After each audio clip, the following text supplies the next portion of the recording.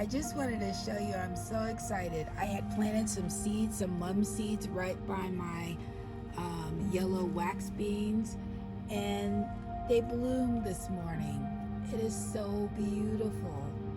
I just love to plant flowers with my vegetables. I companion plant, and it's just so pretty. I just love to see the blooms in the garden, and I just wanted to share that with you.